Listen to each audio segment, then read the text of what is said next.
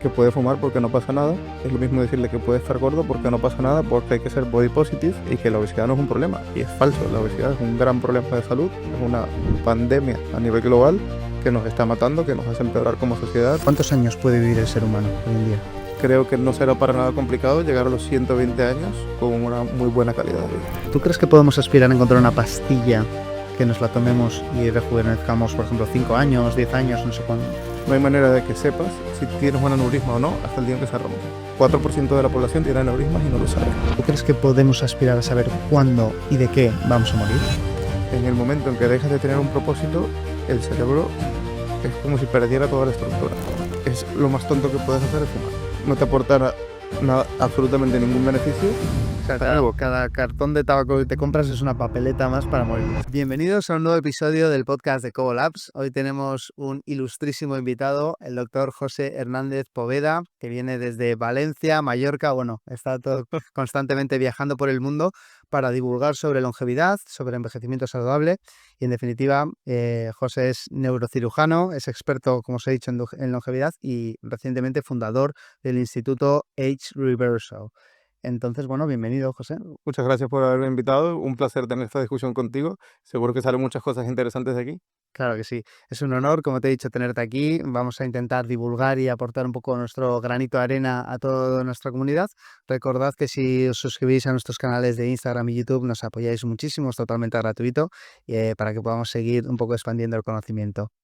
Bueno, José, lo primero que me gustaría entender es neurocirujano, tío. Cirujano del cerebro. Sí, ¿En qué momento te diste cuenta de que la longevidad era crucial para el ser humano? pues mira, yo tuve un aha moment durante mi carrera como neurocirujano, que de hecho fue aquí en Madrid, en el Gregorio Marañón. Estuve 5 años. Y una de las enfermedades que nosotros tratamos más como neurocirujanos es los aneurismas rotos. Un aneurisma es una zona de una arteria del cerebro que digamos que se va inflando como un globo, se va inflando, inflando, inflando, inflando, y un día se rompe. Cuando se rompe tienes una hemorragia cerebral y o te mueres o quedas con unas secuelas potencialmente muy graves. Y como neurocirujano era una enfermedad que podía ver cuando estaba de guardia aquí en Madrid, a lo mejor 3 o 4 personas que les pasaba esto en un día. Personas jóvenes, personas mayores, personas que se cuidaban, personas que no se cuidaban. Y siempre me llamó la atención pensar si yo tendría un aneurisma, porque no hay ningún síntoma, no hay manera de que sepas si tienes un aneurisma o no hasta el día en que se rompe. Madre mía. Y lo pueden tener hasta 1 de cada 25 personas. 4% de la población tiene aneurismas y no lo sabe. Muchas personas. Si te puedo contar una anécdota, yo iba en un avión por trabajo cuando estaba empezando mi experiencia profesional con una compañera de trabajo. Ella iba en la fila 5 y yo iba en la fila 15. Y yo me dormí, era un vuelo como de 3 horas y me dormí. Y me despierta la azafata y me dice, oye, que tu compañera está tirada en el suelo, como que le está saliendo vómitos por la boca y no sabemos qué le pasa. Y aterrizamos a tierra, fuimos directamente al hospital y era un aneurisma. ¿Y sobrevivió? Y sobrevivió y estuvo ilesa. O sea, pero a mí esa experiencia me transformó la vida y la forma de verlo todo esto también es un aha momento. Sí. Y yo, aprovechándome del sistema, porque soy médico, pude pedirme a mí mismo una resonancia cerebral específica para diagnosticar y asegurarme de que yo no tuviese un aneurisma. Porque una de las formas más comunes en las que se te rompe un aneurisma es cuando estás entrenando. No vas al gimnasio, vemos muchas veces a alguien que está en el gimnasio, por el esfuerzo el aneurisma se rompe y llega a urgencias. Yo siempre he entrenado mucho y dije, oye, yo no quiero que esto me pase a mí. Me hice la resonancia, por suerte no tengo ningún aneurisma, pero eso fue lo que me hizo reaccionar y preguntarme a mí mismo, oye, ¿por qué si sabemos cómo evitar esta enfermedad que es tan mala, que además una vez que sabes que la tienes, la puedes curar y asegurarte de que nunca le vaya a pasar esto a nadie más, ¿por qué no lo hacemos? Y por allí fue por donde empecé a investigar sobre la longevidad, sobre protocolos para detectar todas las enfermedades, para evitar desarrollar nuevas enfermedades. Y una cosa te lleva a la siguiente y al cabo de 4 o 5 años, pues ahora me dedico a la longevidad. Hemos generado una alarma en todos los que nos están escuchando, que se estarán tocando por aquí detrás a ver si tienen algo. ¿Cómo podemos prevenir? Lo primero de todo, somos gente joven, saludable. ¿Cómo podemos empezar a trabajar para que no nos pase esto? ¿Te refieres al aneurisma? Sí. no hay ninguna forma. No hay forma de prevenir. Hay un factor de riesgo que sabemos que influye mucho, que es el tabaco. O sea, no fumar es lo único que puedes hacer para no desarrollar un aneurisma, pero un gran porcentaje de las personas que tienen aneurismas no fuman. Nada. Entonces, no hay nada que puedas hacer para evitar tener un aneurisma más que ir a buscarlo. Y eso no está incluido en ningún protocolo de diagnóstico de ningún sitio donde vayas. Te dirán, te voy a hacer una resonancia magnética cerebral para diagnosticar si tienes o no un aneurisma. Es algo que yo hago con todos mis pacientes. Impresionante. ¿Y sigues ejerciendo como neurocirujano? O Sí, ya, sí. hago las dos cosas. Y un poco, ¿qué nos enseña el cerebro sobre cómo vamos a envejecer? Tú viendo un cerebro puedes saber si esa persona va a tener una vejez saludable, si tiene mayor riesgo de degeneración cognitiva o lo que sea. Lo vemos mucho. El cerebro es un órgano que es muy sensible al estilo de vida. Y muchas veces, simplemente cuando destapamos el cráneo y vemos el cerebro, sabemos por el volumen, el tamaño que ocupa el cerebro dentro del cráneo, cuánto líquido tiene, sabes que el cerebro son como arrugas. La separación que hay entre las arrugas, puedes saber el cuánto de lleno está el cerebro. Y puedes saber, oye, esta persona tiene 60 años, pero a lo mejor ha bebido mucho alcohol, a lo mejor no ha hecho todo el deporte que debía. O hay veces que te llevas una sorpresa y abres un cerebro de 80 años y dices, oye, qué lleno está este cerebro. Que entonces el cerebro nos dice mucho de cómo has vivido. No hace falta abrirlo para saberlo. Utilizamos ahora también, por ejemplo, a través de inteligencia artificial, podemos medir esto mismo utilizando la resonancia magnética. Mides cada uno de los giros del cerebro, cada una de las arrugas, y sabes si alguno se está deteriorando más de lo que debe, sabes cómo has vivido, sabes cómo puedes cambiar tu vida para mantener el cerebro durante más tiempo. Buah, esto es impresionante cómo es la innovación y la tecnología ya está aquí, ¿no? Mm, A nivel de tecnología, o sea, es decir, me estás diciendo que si una persona de 70 años empieza a ver, me está fallando un poco la memoria, me preocupa perder la cabeza, ¿está a tiempo para empezar a trabajar para revertir los síntomas o incluso ir hacia atrás? Es una de las cosas en las que yo me especializo es en enfermedades neurodegenerativas y en la parte cognitiva. Lógicamente el cerebro es la parte del cuerpo que más me gusta y en donde hago más énfasis. Y el cerebro es un órgano en el que es relativamente fácil prevenir el daño, pero a día de hoy muy difícil repararlo. Entonces, cuanto antes empieces a cuidar de tu cerebro, mejores serán tus resultados a largo plazo. Nunca es tarde para empezar. Si tienes 70 y ya tienes síntomas, pues es mejor que esos síntomas no vayan a más. Pero si empiezas con 40, te aseguras que a los 90 vas a tener un cerebro que funciona exactamente igual al que tienes hoy. Yo creo que el pero que tenemos como sociedad es que nos hemos centrado mucho en la curación, ¿no? Una cultura de curar, de medicamentos, de tratamientos médicos, en vez de, Mm. oye, infórmate y haz una cultura de prevención, ¿no? Ese es el principal cambio que propone la medicina de longevidad. Es cambiar del modelo médico reactivo. Voy al médico cuando me enfermo, cuando estoy malo, me dan 2 o 3 pastillas y vuelvo. O me dan un tratamiento crónico que tengo que tomar para toda la vida. Lo que queremos hacer es, vamos a ver todos los factores de riesgo que van a hacer que en el futuro desarrolles todas las enfermedades importantes que van a afectarte como ser humano y me aseguro de que nunca las desarrolles. Vas al médico cuando estás sano para no enfermar. Eso, con la tecnología que tenemos hoy, es muy posible, pero el sistema no está diseñado para ese objetivo. Es un problema del sistema sanitario. El sistema que tenemos funciona muy bien para curar, para cuando tienes un infarto, cuando tienes un ictus, cuando has tenido un accidente grave. Sí, es maravilloso para curarte. Pero si dedicáramos por lo menos la mitad de los recursos a que la gente no enfermara, el resultado sería completamente diferente. Claro, porque por situar un poco la conversación, ¿a cuántos años podemos aspirar a vivir? Es decir, ¿cuántos años puede vivir el ser humano hoy en día? La respuesta al 100% de certeza no la sabemos, Mm, porque con los avances tecnológicos que han llegado en los últimos 10 a 15 años, creemos que se va a alargar mucho. Yo personalmente, y esto hoy no hay manera de demostrarlo, creo que no será para nada complicado llegar a los 120 años con una muy buena calidad de vida. ¿Y que tú crees que interesa al Estado que vivamos tantos años? Es decir, te estabas Mm. diciendo que nos hemos centrado en la curación y que el sistema no está preparado para esto. ¿Es precisamente porque es insostenible el sistema con una sociedad que vive a 120 años? Bueno, hay varios aspectos que desde donde lo puedes mirar. Uno de ellos es el grave problema que tenemos de natalidad. Cada vez hay menos personas capaces de trabajar y se estima que para el 2050 la mayoría de la población en casi todo el mundo occidental serán personas que están en la edad de jubilación, con un muy pequeño porcentaje de personas que le tienen que mantener. Si la esperanza de vida aumenta hasta los 120 y sigue siendo una persona útil, no tendrá ningún sentido que deje de trabajar a los 60. Entonces puede ser una salida para el problema grave de natalidad que se nos avecina. Luego está la otra parte de a quién le interesa que sigas comprando la medicación de la tensión y de los diabéticos de manera permanente, Industria.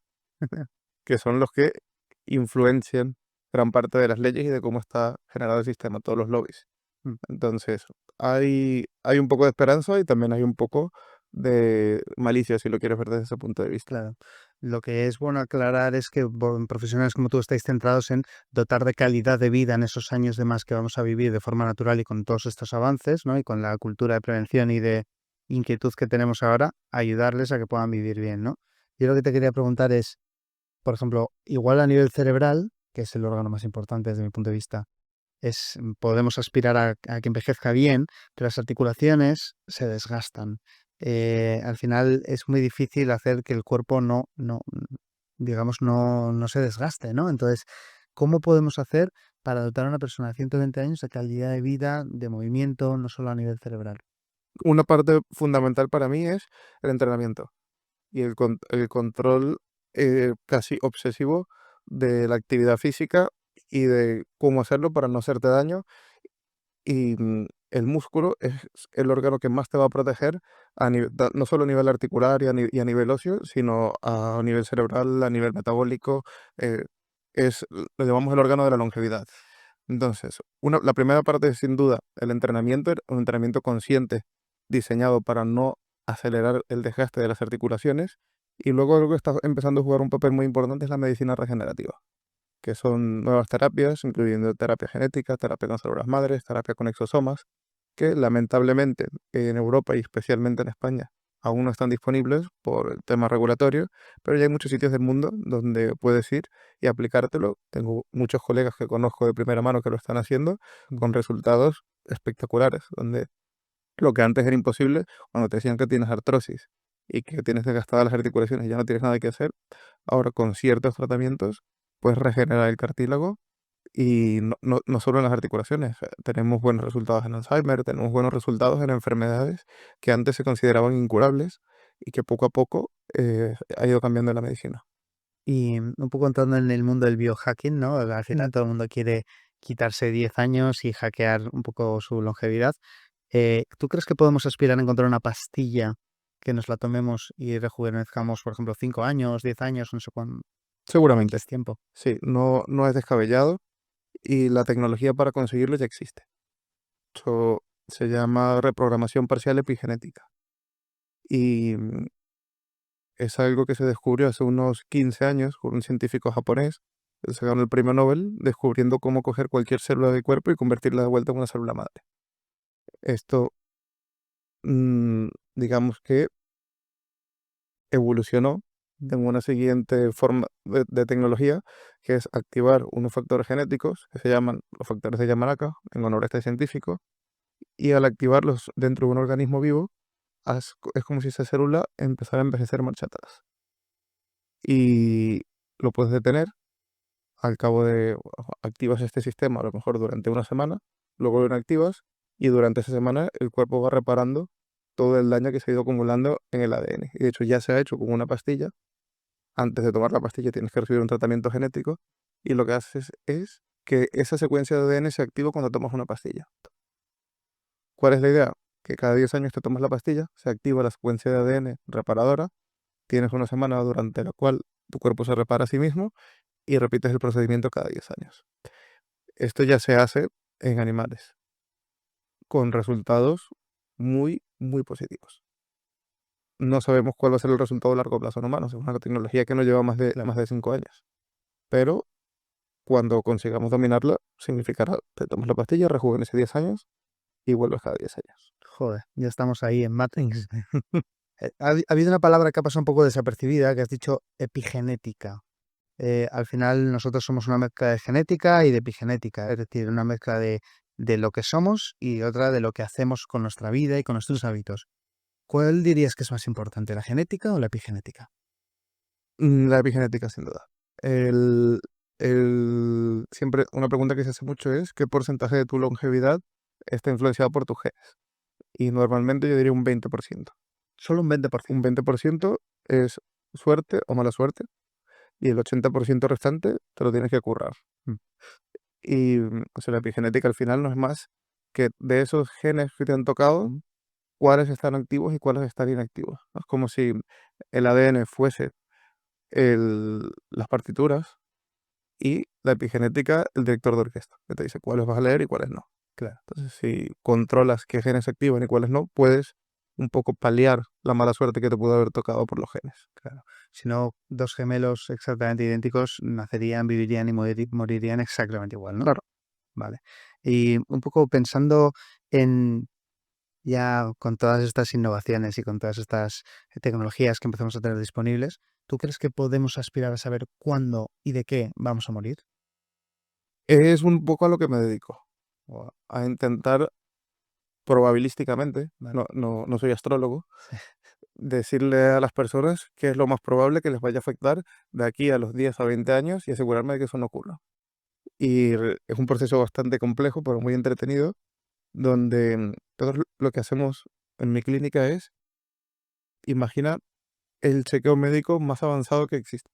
Todas las pruebas más avanzadas que hay en el mundo, muchas de ellas ni siquiera están disponibles en España, tengo que irles mandando alrededor del mundo para saber absolutamente todo lo que ocurre dentro de tu cuerpo y tener una forma de predecir lo que va a ocurrir en el futuro.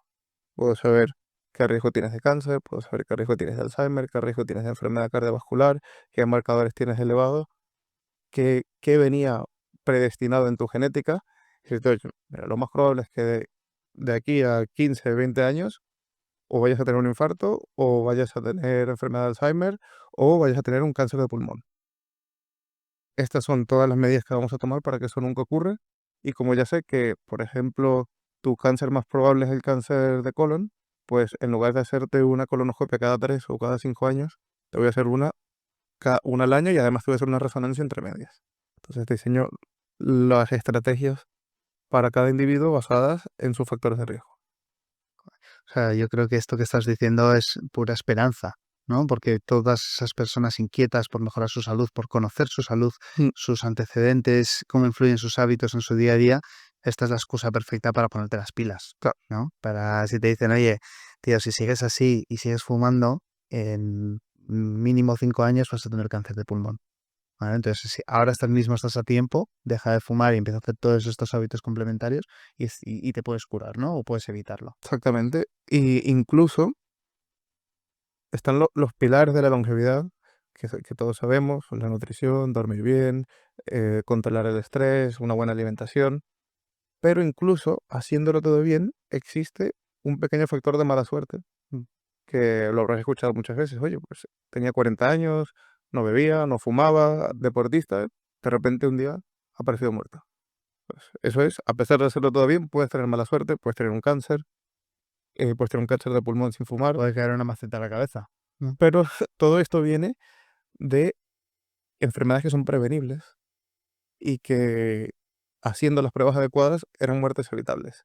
Por ejemplo, tengo alguna paciente en la que le he encontrado algún gen, el BRCA1, que me dice, oye, con total seguridad vas a desarrollar cáncer de mama o cáncer de ovario. Tienes 50 años, pues con seguridad en los próximos 10 años. Antes de llegar a desarrollar el cáncer, te vamos a quitar las mamas y los ovarios. ¿Eso tiene sentido? ¿Quitar órganos antes de que se desarrollen? En este caso sí, Sí, ¿no? no siempre, Vale, pero aquí estamos tan seguros que lo vas a desarrollar claro. que está demostrado y se hace habitualmente. Así al final lo que te estás evitando es que los márgenes se puedan ver afectados y que esto pueda desarrollarse un poquito y que ya no sea cuestión de tal, sino que haya que radiar o hacer otras Sí. cosas, ¿no? Aumenta mucho más la probabilidad de que vaya todo bien si los quitas antes de que desarrolles el cáncer, porque a los 50 años ni las mamas ni los ovarios te valen para nada Bien, y sabemos que van a desarrollar cáncer. bueno, qué bueno esto. Y yo pensaba, a mí siempre me han dicho desde pequeño, Cuidado con tus neuronas que si se mueren ya no vuelven, ¿no? Es decir, si te pegas una fiesta, si te tiras 8 horas sin Mm. dormir, esas neuronas que tenías ayer ya nadie te las devuelve, ¿no? ¿Cuál es la relación entre la pérdida de neuronas y el Alzheimer? No sé si está directamente relacionado. Y la siguiente pregunta era si tenemos principios de Alzheimer, si podemos echar marcha atrás para volver a estar bien de memoria y de nivel Sí, cognitivo. el Alzheimer es justamente una pérdida de conexiones, que se llaman sinapsis, por muerte de neuronas, principalmente en un área del cerebro que se llama el lóbulo temporal y el hipocampo. Ocurre allí una acumulación de unas proteínas que son tóxicas para las neuronas se van muriendo y los lóbulos temporales se van haciendo cada vez más pequeños. Eso no hay ninguna duda. El tratamiento actual del Alzheimer es prácticamente no ver para nada. Te dan una pastilla que en los estudios se dice que mejora la capacidad cognitiva un 5, un 10%, pero la gente en realidad no nota nada. Entonces, es lo único que hay. Pero están saliendo muchas alternativas esperanzadoras. Hay algunos tratamientos con péptidos, que tampoco son legales en España, que son péptidos que estimulan la neurogénesis y sí que se crean nuevas neuronas. Y los últimos resultados que estuve mirando podían aumentar hasta un 30 o un 40% la capacidad de incluso de reparación de neuronas y de recuperación cognitiva en alguien que ya tiene síntomas. Vale. Luego está otro posible tratamiento que vendrá en los próximos 2 a 3 años, que se llama proteína cloto. Es una proteína que estimula la neurogénesis y aumenta las capacidades cognitivas hasta un 40 o un 50%, y todavía no está como tratamiento aprobado en humanos. Hay mucha experimentación animal con muy buenos resultados. Yo creo que este será probablemente el tratamiento más importante para Alzheimer durante los próximos 10 a 15 años. ¿Y esta proteína cloto cómo la podemos desarrollar? ¿Se puede desarrollar de forma natural o es una terapia de reposición? Sí, es una proteína que todos tenemos dentro del cuerpo. Está principalmente en los riñones y en el músculo. Vale. Y la forma más efectiva de producirla y el motivo por el cual el entrenamiento de fuerza es la intervención número uno en prevención del Alzheimer, algo que mucha gente no entiende, es que porque voy a ir al gimnasio si no quiero tener Alzheimer, pues por la proteína cloto. La proteína cloto está en la membrana del músculo y cuando haces un entrenamiento muy fuerte que genera una adaptación en la que la membrana del músculo se rompe, Hipertrofia. cuando haces esa hipertrofia, esa proteína se rompe, sale a la sangre, viaja por el torrente sanguíneo, llega al cerebro y estimula la formación de nuevas neuronas. Entonces, por eso entrenar fuerza es la intervención número uno para prevenir el Alzheimer a día de hoy. Esto es impresionante, tío. Y hace nada estamos demonizando el ejercicio de fuerza como si fuera solo de culturistas Sí, y de insano. Y es al final la base de la mm, salud sí. y la base de la prevención. Yo os lo número uno, no tengo ningún paciente que no entrene fuerza y con objetivo hipertrofia. Mm. No tengo ningún paciente que esté en el gimnasio levantando pesas de 5 kilos. Y un poco pensando en lo mismo, el ejercicio físico es igual de importante para hombres que para mujeres, porque al final también vemos cómo a partir de los 50, menopausia, la salud ósea va perdiendo y la aparición del músculo y el trabajo del músculo es especialmente relevante. ¿Cuál es la diferencia entre hombres y mujeres de cara a trabajar el músculo? Pues de cara a lo que tienen que hacer, ninguna. De cara a la importancia y lo que refleja en tu salud, es incluso más importante en mujeres. Que las mujeres muchas veces tienen miedo a entrenar fuerza porque dicen, no, yo no me quiero ver grande, no quiero verme como un culturista. Y no sabes lo difícil que es para una mujer verte como un culturista y lo fácil que es perder hueso una vez pasan los 50 años. Es una de las principales causas de muerte en mujeres, es la osteoporosis, las fracturas de cadera. Y sí, la vitamina D está muy bien, el calcio está muy bien, te ayudan, pero la intervención número uno es el entrenamiento de fuerza, es el músculo tirando del hueso, genera una adaptación en el hueso que es lo que hace que el calcio y la vitamina D funcionen. Entonces, la cura para la osteoporosis no es calcio y vitamina D, es el entrenamiento de fuerza, es cargar los huesos con suficiente peso. Entonces, es mucho más importante en mujeres que en hombres, aunque es para mí la intervención número uno en longevidad. Qué heavy. Y hablando del Alzheimer, siempre se ha dicho que cuando la gente se jubila, deja de utilizar la cabeza, Mm, se asienta un poco, la degeneración cognitiva se acelera. ¿Eso está cierto? sí, es completamente cierto. Y es lo que llamamos el vivir con un propósito. En el momento en que dejas de tener un propósito, el cerebro es como si perdiera toda la estructura. Y es algo que trabajo mucho con mis pacientes, porque muchos de ellos están en edad de retirarse y deciden retirarse. Y yo, vale, te puedes retirar, pero lo que no puedes hacer es dejar de tener un objetivo. No puedes irte a un yate a vivir el resto de tu vida tomando margaritas. Porque al cabo de un año vas a haber perdido la mitad de tus capacidades cognitivas. Si tu nuevo objetivo va a ser aprender un idioma, o hacerte bueno al golf, o cuidar de tus nietos, el objetivo que quieras, pero te lo tienes que tomar como un trabajo. Tienes que tener objetivos, tienes que cumplir, tienes que tener alguna métrica que te diga si lo estás haciendo bien o no. En el momento en que dejes de tener objetivos, el cerebro se deteriora de un día a otro. Esto es, vamos, yo lo he visto en personas muy cercanas y es absolutamente ser consciente de esto, de que la vida no termina cuando te jubilas. Ahí puedes decidir empezar incluso una nueva vida más plena, ¿no? Pero depende de ti.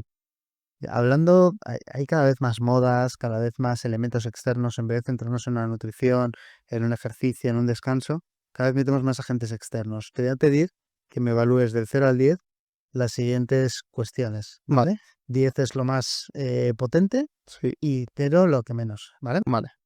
Transfusiones de sangre, 1, sauna, 9, ice bath, 5, alimentación saludable, 9. descanso, Sueño, sí, 10, suplementos, 7, ayuno intermitente, 7, grounding 4, y ejercicio de fuerza. 10. Bueno, lo has hecho perfecto, vamos. Yo además estoy muy de acuerdo. Al final hay que poner el máximo foco en hacer bien las cosas. Y donde no llegues de forma natural, oye, pues me voy a ir a la sauna, me voy a tomar este suplemento. Nosotros abogamos siempre por tener un estilo de vida saludable y completo, ¿no? Al final eso es lo que va a marcar la diferencia. Entrando en lo que son los vicios modernos, no me canso de traer aquí expertos que me hablan desde su punto de vista todo lo que nos está mermando la salud. El otro día he hablado con un oftalmólogo que me decía que todos vamos a ser miopes en el largo plazo porque nos hemos convertido en una máquina de solo ver de cerca, ¿no? Hablando de vicios que merman nuestra longevidad, el primero que viene a la cabeza es el tabaco. ¿Cómo afecta a nuestro riesgo de muerte el consumo de tabaco? Es, es lo más tonto que puedes hacer es fumar. No, no te aportará nada, absolutamente ningún beneficio. Acelera tu envejecimiento, aumenta el riesgo cardiovascular, aumenta el riesgo de cáncer, aumenta el riesgo de enfermedades pulmonares, acelera el Alzheimer. Es morirte a cámara rápida. Es pagar por morir. Es pagar por morirte voluntariamente. Está más que estudiado. Si pones a dos personas exactamente iguales en todo, se llaman estudios apareados, y le sigues durante un tiempo, una persona que fuma comparado con uno que no, tiene un 40% mayor probabilidad de morirse ese año que la persona que no fuma. Estás aumentando casi la mitad de tu riesgo de muerte solo por fumar. Cada año. O sea, cada cartón de tabaco que te compras es una papeleta más para morir. Exactamente. Bueno, Entonces, es sin duda el hábito más tonto que puedes hacer, pero de esos mismos estudios hay un dato interesante que, que habla también del deporte y de la importancia del deporte, que es el VO2 max. El VO2 max es una medición de cómo tu cuerpo absorbe el oxígeno en los pulmones, el corazón lo distribuye y luego se absorbe de nuevo en los músculos. Y si comparas a las personas que tienen el VO2 max más bajito de todos contra los que lo tienen más alto, digamos, los atletas de élite, contra los que no se mueven nada, el que no se mueve nada tiene un aumento del riesgo de muerte del 400% ese año. 10 veces más que fumar. vale. Un poco vamos a llevar esta conversación a lo funcional porque la gente ahora mismo está en shock. El V2 max es el nivel de oxígeno en sangre, ¿no? No el nivel, es la capacidad que tiene tu cuerpo de utilizar oxígeno. Eso es. Y esto se desarrolla a base de hacer ejercicio de alta intensidad, ¿no? Superar tu umbral anaeróbico, esto del lactato, ¿no? Sí, principalmente a través del ejercicio cardiovascular de alta intensidad y el ejercicio cardiovascular en zona 2. Una mezcla de esos dos tipos de entrenamiento. Entonces, si ves un Ingebrigtsen, uno de estos grandes corredores, tienen un VO2 max de 70, una absoluta barbaridad. ¿Y cómo podemos para una mujer de 50 años, un hombre de 60 años, un chaval de 35, cómo pueden empezar a trabajar de forma activa en tener un grandísimo V2 max? Pues yo lo trabajo con todos mis pacientes. Una de las cosas bonitas, desde el punto de vista de la medicina de longevidad, es que trabajamos todo basado en métricas objetivas, lo llamamos biomarcadores. El VO2 max es uno de esos biomarcadores. Todos mis pacientes, yo sé cuánto tienen de VO2 max, medido a través de una prueba de esfuerzo con gases, como lo que se hacen los atletas de élite, Sí. y eso me da un número, y en base a ese número le organizo cómo tienes que entrenar. Y la forma de aumentar el V2 Max es a través del entrenamiento de zona 2 como base, que es un entrenamiento que no es muy intenso, donde te mantienes más o menos entre un 60 y un 70% de tu frecuencia cardíaca máxima. Vale. Digamos que es como un sitio donde puedes mantener una conversación, pero resulta un poco incómodo. Mm. Estás subiendo una cuesta, puedes hablar, si estás hablando por teléfono, digamos que la otra persona notaría que estás haciendo algo, pero puedes mantener una conversación durante media hora. Ese es un rango de zona 2. Y luego está el ejercicio que has dicho tú, anaeróbico de muy alta intensidad, para coger todos esos mitocondrias que has entrenado durante la zona 2 y llevarlos al límite y que realmente produzcan las adaptaciones que necesitas para aumentar tu VO2 max. Pero no es algo que puedas aumentar en 3 semanas, Vale. como a lo mejor sí puedes hacer con la masa muscular. Es algo que requiere constancia y mucho tiempo. Vale, o sea, por lo pronto traducido a humano es anda todos los días 10.000, 15.000 pasitos en una forma un poquito rápido, ¿no? Y un poquito que si lo haces hablando por teléfono te falta un poquito el aire. Exactamente. Perfecto, o sea, eso es que es muy fácil de entender y priorizar. Incluso hoy, 3, 4 días a la semana haces esto y luego otros Y una vez a la semana sprints. sprints. Bueno, ¿cómo importantes son los sprints? Muy importante.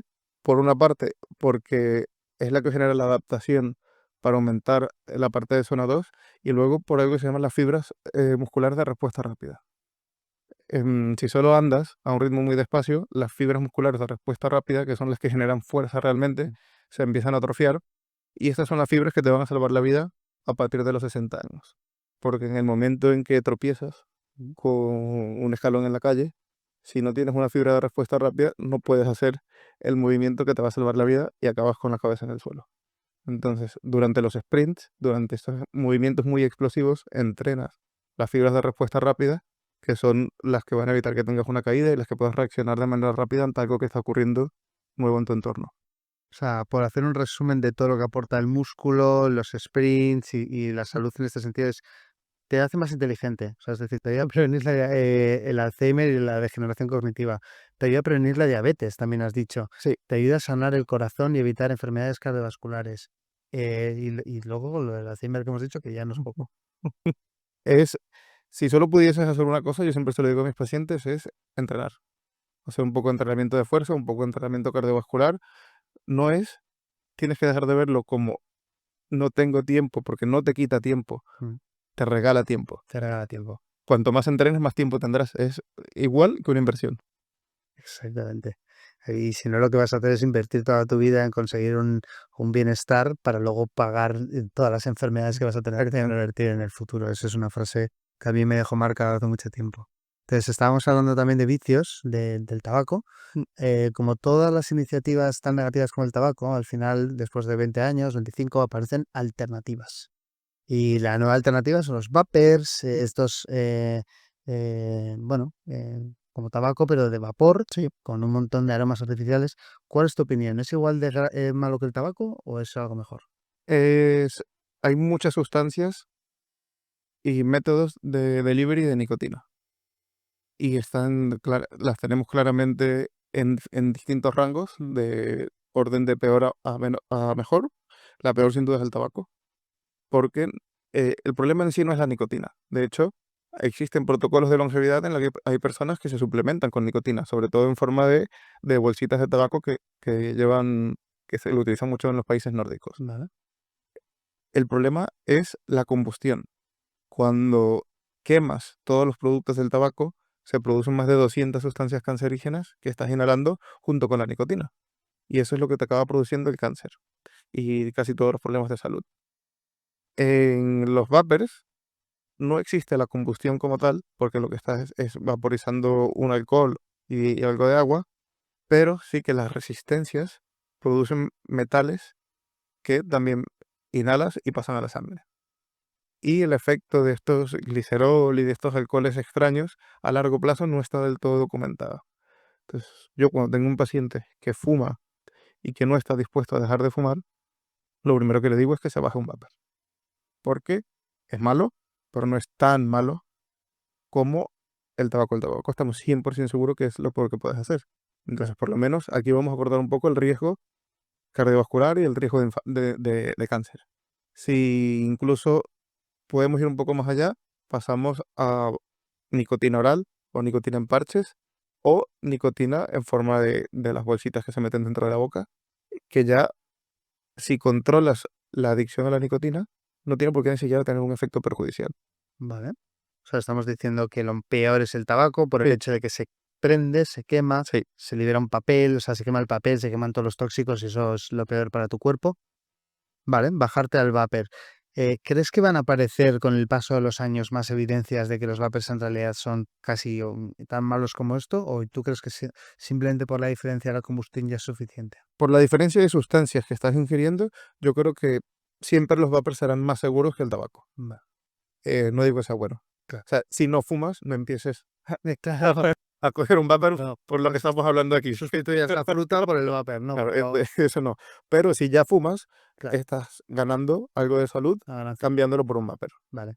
Y otra pregunta que me hacen mis amigos es, yo solo fumo un día a la semana.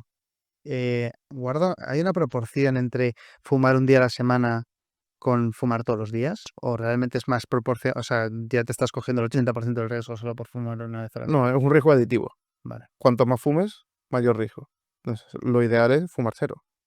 Pero es 7 veces peor fumar todos los días que fumar un día a la semana. vale, De hecho, en medicina siempre se ha medido la, con la medicina tradicional, cuando tienes un paciente, le preguntas cuántos paquetes al día toma, durante cuántos años, y eso haces una suma, y eso te da, viendo cuántos paquetes se ha fumado a lo largo de su vida, va, puedes saber más o menos cuál es el riesgo de cada enfermedad. vale. Joder, impresionante. Impresionante. Vivimos rodeados de riesgos, ¿eh? O sea, es verdad que somos una sociedad cada vez más inquieta y cada vez con más herramientas, pero también tenemos muchos riesgos. Otro riesgo que está muy blanqueado en nuestra sociedad es el alcohol. El alcohol mata nuestras neuronas y es el principal amigo de la depresión a nivel muscular, cognitiva, de todo tipo, y nos mata en el largo plazo. ¿Cuál es tu opinión? El alcohol es un tóxico, de eso no hay ninguna duda. Y es neurotóxico, es malo para el cerebro, y lo vemos claramente cuando ves un cerebro de una persona que ha consumido mucho alcohol, es un cerebro que se ha encogido, que ha perdido muchas neuronas. ¿Qué pasa? Que siempre se ha discutido si las 2 copas de vino eran buenas o no eran buenas, porque han salido estudios bien realizados donde parecía que podía tener cierto beneficio. Y igual como hemos hablado con el tabaco, también tiene relación con la dosis. Entonces, ¿qué pasa? Que uno de los principales determinantes de la salud es el bienestar social, lo que se llama las conexiones sociales significativas. Y una teoría es que este beneficio de las cantidades muy pequeñas de alcohol, y siempre se ha hablado desde el vino, Mm. nunca nadie ha dicho si 2 copas de vodka te van a hacer vivir más, es por la connotación social del vino, que muchas veces una persona que se toma 2 copas de vino al mes en contexto de una cena familiar o de una cena con amigos puede estar obteniendo un beneficio para su salud por las conexiones, por la liberación de neurotransmisores, por todo el entorno que genera sobre tu fisiología, estar con otras personas, compartir y pasarlo bien. De allí es donde se cree que viene esta teoría de las 2 copas. Pero todos sabemos que el alcohol es malo. Vale. O sea, que si vas a beber, hazlo con colegas, ¿no? O sea, ese es el resumen. No, no, Que no, por lo menos te lo pases bien eso desde un es. punto de vista social. Eso es, busca socializar, llenar un poco tu cabeza de ese tipo de conexiones, que al final son las que más beneficios generan Sí, porque el alcohol se ha utilizado durante mucho tiempo como un lubricante social, ¿no? Claro, exacto. Pero no es bueno consumir alcohol. Pero bueno, una dosis pequeña que te ayude a compartir con los tuyos, pues no es del todo descabellado. Fenomenal. Otro de las cuestiones que es muy tabú hoy en día es el tema del sobrepeso y de la obesidad. Mm. Hoy en día nos pretenden transmitir que hay que respetar todos los cuerpos, por supuesto hay que respetar a todas las personas y demás, pero yo puedo no compartir y puedo expresar mi salud, o tú como médico, de que la obesidad es un riesgo para la salud. Un poco me gustaría que sentaras aquí un mensaje claro respecto a los riesgos que tiene para nuestra salud esta sobrepeso y obesidad que tienes. Sí, yo en esto no hay ninguna discusión, y es que lo bueno de la ciencia es que no admite opiniones, ¿no? Tenemos datos objetivos y sabemos que la obesidad es un factor de riesgo para Alzheimer, enfermedad cardiovascular y cáncer igual de importante que el tabaco, exactamente la misma proporción.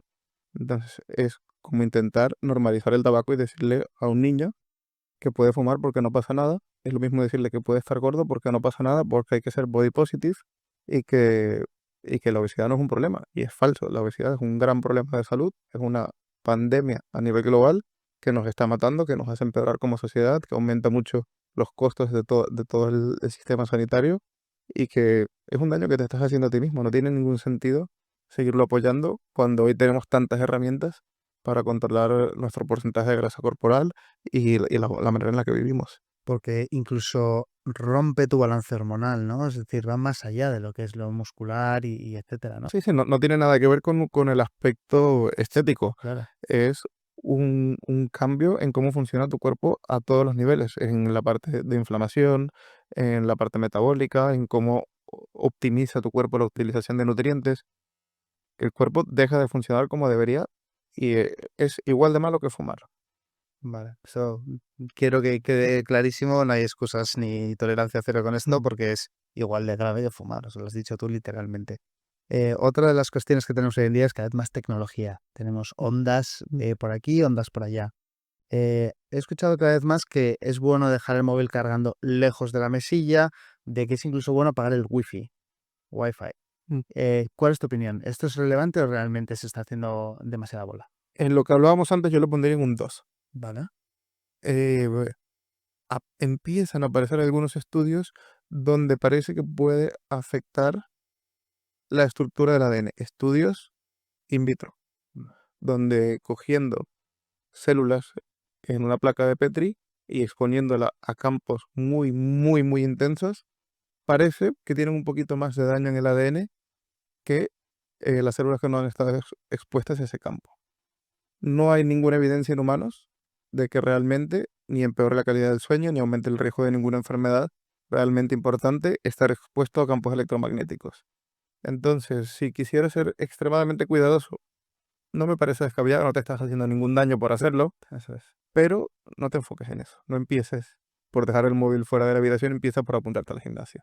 Ya una vez que tienes controlado todo lo demás, una buena alimentación, duermes bien, vas al gimnasio, tienes tus suplementos, oye, pues a lo mejor puedo ganar un poco más si dejo el móvil cargando fuera de la habitación, ¿no? O si apago el wifi durante la noche. Pero no te enfoques allí porque es el sitio donde menos vas a ganar. Es un grandísimo riesgo esto que tenemos, ir a por lo que tiene incidencia 2, incidencia 1, en vez de a por lo que tiene incidencia 10, ¿no? Que es el excreción físico. Exactamente. No, esto es el mayor riesgo que tenemos como sociedad, ir a lo fácil, ¿no? Siempre vamos a lo fácil y a un poco, venga, me curo, me tomo... La gente quiere el quick fix, ¿no? Eso es. Si hago esto ya voy a estar perfecto mañana. Y la salud humana no funciona de esa forma. Eso es. Una de las variables más relevantes que hemos categorizado era la alimentación saludable, ¿no? Yo soy un grandísimo fan de la carne roja, pero ¿es verdad que el consumo elevado de carne roja puede aumentar el cáncer de colon? Pues allí es algo que se ha dicho tradicionalmente en la medicina moderna. A mí me lo enseñaron cuando estudié medicina y está oficialmente como un factor de riesgo el consumo de carne roja respecto a la del desarrollo de cáncer de colon. Pero cuando miras los estudios en profundidad, la relación no parece tan directa, especialmente porque los números que dicen que aumenta el riesgo en un 17%. Eso es cierto hasta cierto punto, porque tienes que ver cuál es el riesgo habitual de cualquier persona. Un riesgo de un humano de a pie de todos los días es del 5%. Entonces, aumentar un 17% de ese 5% supone que en lugar de 5 tienes 5,7%. Entonces, el aumento del riesgo, para empezar, no es muy alto, es solo un 0,7%. Y en segundo lugar, este tipo de estudios son estudios epidemiológicos donde simplemente le preguntan a las personas, "Oye, ¿tú comes carne o tú eres vegano?". Y a los que comen carne los ponen en un grupo, a los que son veganos los ponen en otro grupo y luego les sigues durante mucho tiempo. Lo que pasa es que los veganos, muchos de ellos, tienen un estilo de vida más saludable. Fuman menos, hacen más deporte, consumen más fibra, tienen más factores protectores que no están incluidos en el estudio. A lo mejor en el grupo de los que toman carne también hay más obesos, hay más personas que fuman. Entonces, ¿qué porcentaje de ese 0,7% es por la carne? Es muy difícil de determinar, casi imposible. Eh, sí, sumando la parte de los hábitos y todo eso, a lo mejor te sube el riesgo un 0,1 o 0,2%. Y para mí el consumo de proteína es algo súper importante para mantener la salud. Entonces, nunca le diré a nadie, deja de comer carne. Me encanta tu respuesta porque lo que estamos diciendo es, una vez más, oye, tío, no te centres en comer carne o no comer carne. Céntrate en eliminar Mm. la cerveza, el tabaco y los ultraprocesados, ¿no? Y el tener comida de calidad. Eso es, porque grandísima parte de ese aumento de la probabilidad puede estar ligado a otros hábitos que no se están midiendo en ese estudio. Exactamente. Buenísimo, porque a mí me encanta la carne y la voy a seguir comiendo. A mí también. Lo importante es también, un poco yo cada vez estoy más en esta onda, es el origen de los alimentos que comemos, ¿no? ¿Tú qué, Mm. qué importancia crees que juega esto? ¿Crees que tenemos que empezar a empaparnos un poquito de lectura de etiquetas, de, bueno, huevos camperos y criados en suelo, carne de origen animal, o sea, de Mm. alimentación Sí, suya real, tal? completamente. 100%.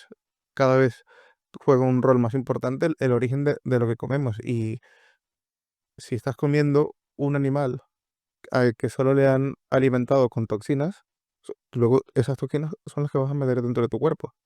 Entonces, desde el punto de vista económico, es mucho más rentable alimentar al animal con toxinas.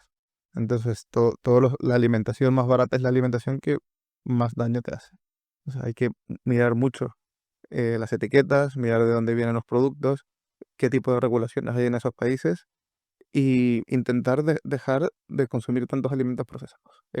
Lo- para mí, lo número uno en nutrición es comer alimentos que no contengan sustancias que no necesita tu cuerpo. Mirar la etiqueta, ¿esto qué tiene? Un solo ingrediente, sabes que es algo que no te va a hacer daño. Exacto. ¿No? Todos los aditivos, todos los químicos que están allí con el objetivo o de que esté más bueno para engancharte o de que se mantenga más tiempo para que puedan vender más o cambiarle el color para que sea más apetecible no están allí para ayudarte en tu salud, están allí para aumentar los profits de la empresa. Absolutamente de acuerdo. Me ha gustado antes, has mencionado tu carrera como médico. A mi hermano, en tercero de carrera, sí le dijeron que la base de la pirámide nutricional, que el 60% de su plato tenía que ser hidratos de carbono. No sé si a Sí. ti te dijeron lo mismo y qué opinas un poco, vamos a hablar de grasas, de hidratos de carbono. ¿Tú cómo establecerías en las... Sí, esa es la típica pirámide nutricional que nos enseñaron a todos, que hoy está vamos, completamente desactualizada y se nos vaya barbaridad lo que nos enseñaron en nutrición a los médicos, que como médico no tienes ningún conocimiento de nutrición.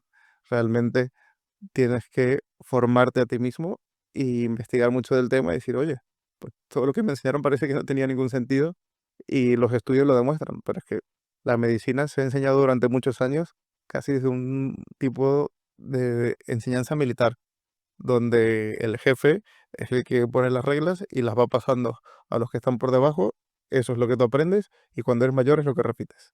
Entonces, es lamentable, pero muchas cosas en medicina se van pasando a través de ese paraguas. de la jerarquía impuesta desde hace muchos años, que si no tienes una vocación innata y una inquietud, puedes caer en el riesgo de ser esclavo de ellas, ¿no? Sí, y hoy sabemos que la calidad y el tipo de grasas es mucho más relevante, que los hidratos son los principales eh, im- que impulsan la resistencia a la insulina y el daño metabólico Sí. y la importancia de la proteína como tanto para mantener la masa muscular como para el funcionamiento de muchas de las funciones del cuerpo. Entonces, esa pirámide hoy está completamente invertida. O sea, al final lo que tendríamos que hacer a nivel alimentación, ¿no? Sería buscar alimentos que tengan una densidad nutricional alta, ¿no? Es Sí, decir, que nutran, en un contexto donde lo que metemos en el suelo y lo que, digamos, cultivamos en los suelos cada vez nutre menos, sí. ¿no? Tenemos que ese ejercicio de responsabilidad. Luego, ¿cuáles serían las otras variables relevantes para tener una dieta saludable overall? La nutrición de los pilares para la vida tiene la bondad que es el más flexible de todos. Vale. Puedes nutrirte bien de muchas formas. Cada estrategia puede tener algún beneficio o alguna desventaja respecto a otra. Entonces, yo estoy muy en contra de las dietas de si soy vegano, soy carnívoro, soy paleo, soy keto. Son tribus que intentan vender. Vende a mi tribu que todas las demás tribus son peores. Entonces, al final, de muchas formas puedes nutrirte. Una de las cosas más importantes es la densidad nutricional, que lo que estés comiendo, cuántos nutrientes hay dentro, porque otra cosa importante son las calorías. Entonces, muchos nutrientes por pocas calorías siempre va a ser mejor. Claro. Por ejemplo, la mantequilla de cacahuetes tiene muchos nutrientes pues tiene una gran cantidad de proteínas, pero es extremadamente calórico. Entonces no te puedes nutrir a base de cacahuetes. Sí, o sea, el día es como una bola, ¿no? Exactamente. Entonces hay que hacer ese balance entre cuántos nutrientes y cuántas calorías estás tomando. Y en tercer lugar, el punto más importante es la cantidad de proteínas. Los requerimientos de proteína diarios para poder aumentar tu masa muscular, para que las enzimas de tu cuerpo funcionen como deberían y mantener una salud a largo plazo. Entonces, si juegas con esos tres componentes en cualquier tipo de alimentación, puedes tener una dieta que potencie tu longevidad, siempre y cuando evites los ultraprocesados y Y los todo lo que tóxicos hemos ahí. estado hablando. Sí, evitar hacerte daño. Sí. Hay una pandemia hoy en día de ir a lo fácil, ¿no? En Mm, general, no solo en la alimentación, pero siempre, cada vez queremos más lo fácil y lo mm. inmediato. Una de ellas, y es la máxima exponencia de esto, es el consumo de Ozempic en Mm. personas que no lo necesitan y que lo utilizan para perder peso de forma acelerada. ¿Cuál es tu opinión y cuáles son los riesgos de este consumo? Pues esto es curioso porque para mí es una medicación que tiene el potencial de cambiar la vida a miles de personas que tienen obesidad. Entonces, estoy muy a favor de que se utilice una herramienta para perder peso y, como dijimos antes, la obesidad es un factor de riesgo igual de importante que el cáncer. Y hay personas que, por lo que sea, han intentado durante años perder peso y no han sido capaces de ello, a pesar de intentarlo de miles de formas distintas. Entonces, para estas personas representa realmente una esperanza y ha ayudado y le ha mejorado la vida a miles de personas. Tengo muchos pacientes que lo han utilizado. Luego, utilizarlo simplemente porque quieres quitarte 2 kilos no tiene sentido, porque no hay ningún fármaco que puedas utilizar que carezca de riesgo. Los riesgos son bajos, por suerte, pero sí que existen riesgos y para mí el principal es la pérdida de masa muscular, porque te hace perder peso, pero no solo te hace perder grasa, te hace perder músculo también. Entonces, si has perdido 5 kilos y de esos 4 son 4 kilos de masa muscular, simplemente has empeorado del sitio del que estabas. Sí. Ahora estás mucho peor. Y eso se puede, digamos, reducir con un muy buen régimen de entrenamiento y una adecuada ingesta de proteínas durante la administración. ¿Vale?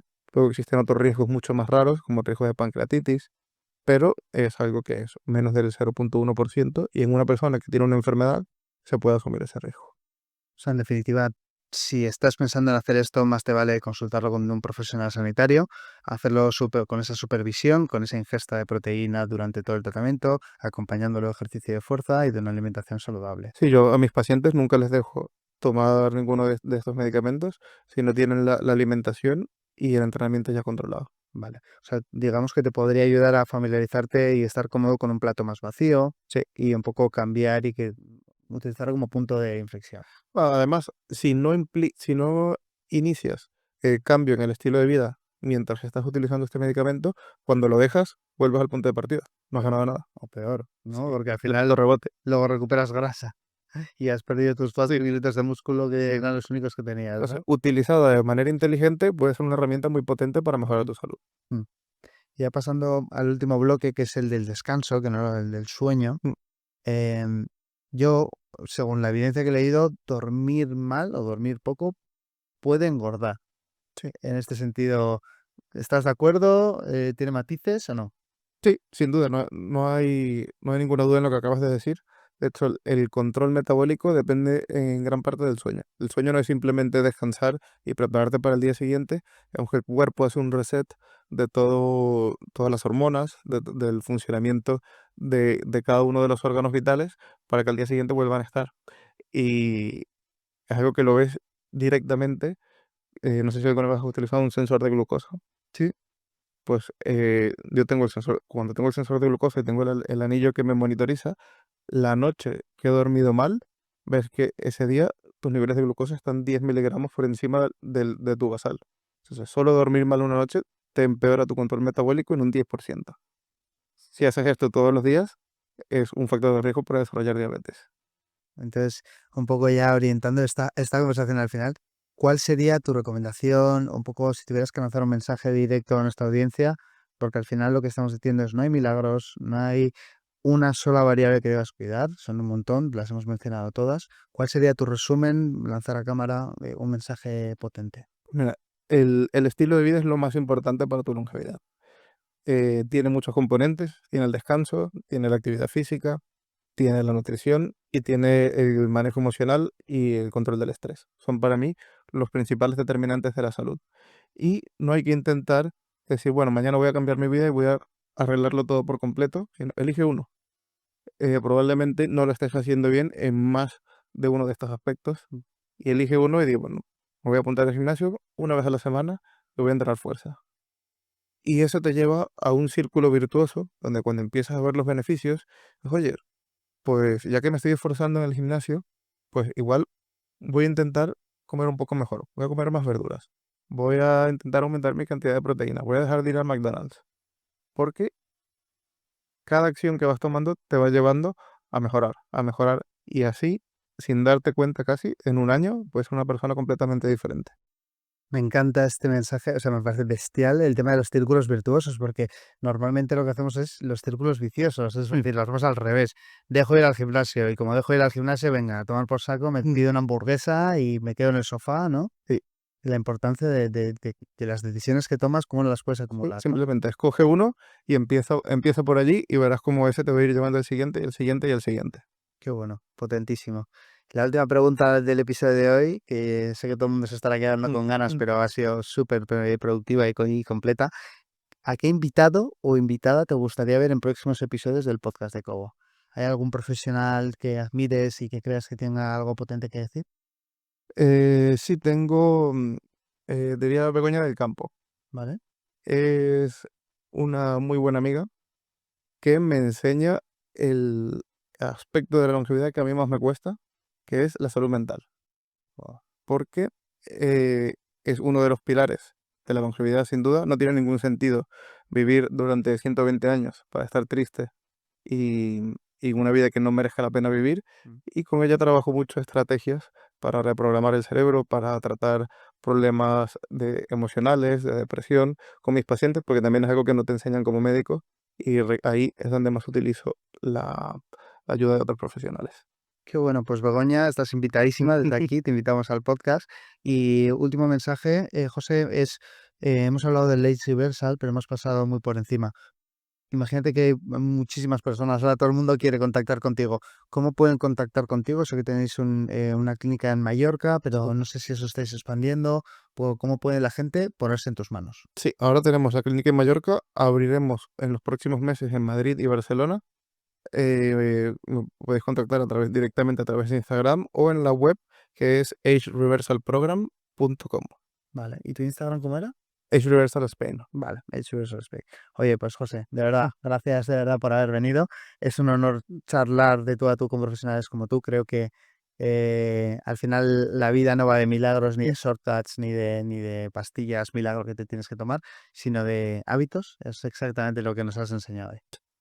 Muchas gracias por haberme tenido aquí y cuando quieras repetimos. Vale, gracias a todos por estar en un episodio más y nos vemos en el siguiente. Un abrazo. Chao.